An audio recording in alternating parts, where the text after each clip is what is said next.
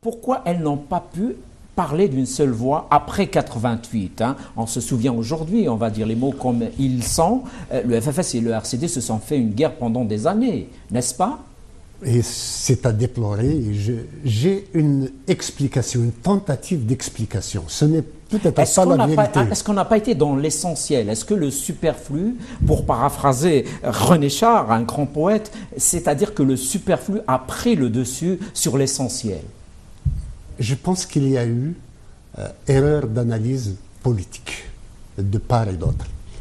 Cette analyse politique faisait que, au lendemain de la démocratisation, ou d'ouverture démocratique, entre guillemets, les analyses politiques des démocrates ont été celles-ci. Si le régime s'est démocratisé, c'est qu'il est fini. Donc le régime est fichu. Les deux alternatives qui s'offrent à l'Algérie sont islamistes ou démocrates. Les islamistes, pensaient les démocrates, n'étaient pas en mesure de faire tourner la roue de l'histoire à l'envers. Donc c'était un boulevard qui s'ouvrait devant les démocrates. À partir du moment où ce sont les démocrates qui sont promus par l'histoire à la gestion des affaires, donc l'adversaire, ce n'est plus l'islamiste, puisqu'il est disqualifié. Ce n'est plus le pouvoir, puisqu'il vient de céder. C'est l'autre démocrate.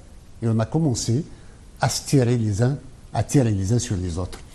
Et au final, il n'y a pas eu de constriction. Quand il y a eu les premières élections, et les élections législatives notamment, on a vu que ces islamistes étaient en mesure de faire tourner la roue de l'histoire à l'envers.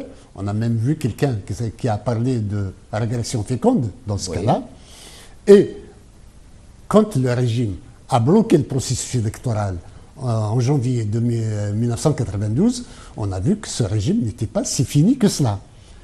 Et on a vu qu'il y avait deux monstres même en présence, le régime et les islamistes.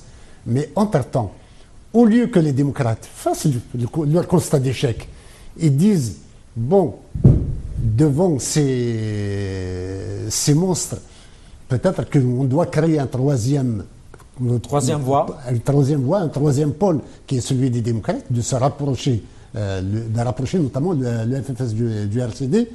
Chacun s'est dit, devant deux monstres, je choisis le moindre.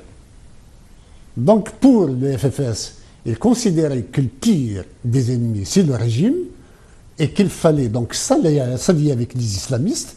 Pour le RCD, il a fait le calcul inverse. Pour lui, le pire avenir que pouvait avoir le pays, c'était que les islamistes gouvernaient avec les militaires. Et du coup, tous les deux, ils ont anéanti l'alternative démocratique au pays. Oui, donc c'est quand même un échec collectif. On peut en tirer les leçons de cet échec, mais avant de revenir à cette projection démocratique à l'algérienne, on parlera aussi de la Kabylie, je voudrais que tu nous dises un mot sur les Américains et les Chinois dans cette conquête de l'Afrique. Est-ce que la France perd du terrain par rapport aux Américains, aux Chinois et peut-être même les Indiens économiquement? La France court derrière des chimères. Elle a perdu l'Afrique en termes de sphère d'influence géopolitique et géostratégique. Elle a beau intervenir au Mali, en Côte d'Ivoire et en Centrafrique, non pas pour, disons, un ordre démocratique, non, en aucune façon. Tu l'as évoqué tout à l'heure, la France tient d'abord aux frontières héritées de la colonisation. C'est-à-dire qu'on ne touche pas au jacobinisme. C'est pour cela, c'est pour éviter le partage de la Côte d'Ivoire en deux, alors qu'elle était partagée depuis 5 ans, depuis 2002, même 8 ans, et pour éviter la scission, l'indépendance de l'Azawad, que la France est intervenue au Mali. Et aujourd'hui, en Centrafrique, il y a une géopolitique qui se dessine au détriment de la France. Et donc, entre les chrétiens et les musulmans, la France voudrait, qui vont de toute façon se séparer un jour ou l'autre, la France voudrait garder le carcan qu'elle a dessiné auparavant. Donc, ces schémas-là, une fois que la France intervient, on l'a vu au Mali, ça vient juste de se terminer, si c'est encore terminé. Peut-être que ce n'est pas terminé. Voilà, absolument. La France a installé Ebeka comme président. Elle l'a intronisé. Il n'a pas été élu, que ce soit clair. Et on ne peut pas parler de législative ou de présidentielle dans un pays ravagé par la guerre et dans lequel les peuples se détestent mutuellement. Donc, elle a intronisé quelqu'un et les premiers contrats qu'il vient de signer pour l'exploitation des mines orifères, c'est avec des sociétés australiennes et non pas avec des sociétés françaises. Donc c'est un échec français, hein, absolument. Y compris au Mali. On fait juste une petite pause et qui vient de sortir un livre aux éditions de Passy intitulé « Afrique, le casse-tête français, la France va-t-elle perdre l'Afrique ?» Alors Farhat, on disait un mot sur le Mali et donc c'est d'abord l'Azawad aussi, hein, peut-être qui a fait un peu intervenir la France. Il n'y a que l'affaire de l'Azawad qui a fait intervenir la France.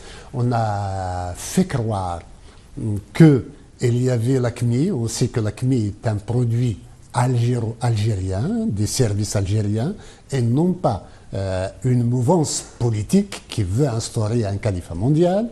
C'est plutôt des manœuvres de l'Algérie qui se sont, du régime algérien, qui sont devenir une puissance militaire moyenne, et qui considère que la France est d'abord un ennemi et qui est quelqu'un qui la gêne pour faire du Sahel son arrière-cour. Et donc il y a des kidnappings, de l'insécurité qui a été instaurée de telle sorte à ce que par cette insécurité, l'Algérie arrive à rétablir l'ordre à son profit. Et quand l'Azawad avait proclamé son indépendance, et l'Algérie et la France ont, pour une fois, été d'accord pour anéantir cette indépendance dans la mesure où la France, c'est dans sa tradition de sauver les frontières héritées de la colonisation, mais pour l'Algérie avait peur de la contagion vers la Kabylie et vers d'autres régions du pays. Hein, donc, si il y a un précédent à ces frontières qui fait qu'une région se détache d'un pays, il est évident que la contagion allait se faire pour la Kabylie, qui est déjà assez avancée dans sa revendication dans ce sens. Donc il y a eu convergence d'intérêts momentanée et l'Algérie a tout de suite envoyé ces éléments de l'AQMI qu'elle a chargé d'avancer des thèses islamistes, de lapider des gens, de passer à la pratique, de détruire des mausolées, hein, de telle sorte à faire admettre justement cette intervention. Faire monter l'indignation internationale et légitimer une intervention. Mais la France avait d'autres calculs. Elle croyait à un moment donné qu'elle pouvait temporiser. Elle ne voulait pas être aux premières loges. Elle voulait créer d'abord une force interafricaine pour l'intervention au Mali dans laquelle l'Algérie allait être partie prenante. Et c'était pour cela que le président français avait été parti le 21 décembre 2012 pour convaincre le pouvoir algérien de participer à cette force multinationale. Ayant compris les échéances de la France, M. Hollande croyait qu'elle avait gagné la partie, et les Algériens, qui ont compris qu'il fallait attendre jusqu'à septembre une intervention probable de la France, avaient peur que d'ici là ne soit consolidé l'État de l'Azawad. Donc, elle a créé les forces terroristes qui avaient pris Mopti un peu à 200 km de Bamako. La capitale malienne. Voilà. Ce qui a fait intervenir aussitôt la France, d'abord, elle ne voulait pas y aller elle-même, ensuite elle voulait temporiser jusqu'à septembre. Finalement, il y a été le 13 ou le 11 janvier 2013. Pourquoi ? Et on a vu par la suite que, quand il est intervenu, normalement, il y avait une armée contre laquelle il allait se battre. Et finalement il n'y avait aucune bataille. Il n'y avait aucune armée derrière. Il n'y avait rien du tout. Il n'y avait strictement rien. Et la France avait prétexté de cela rien que pour anéantir l'indépendance de l'Azawad.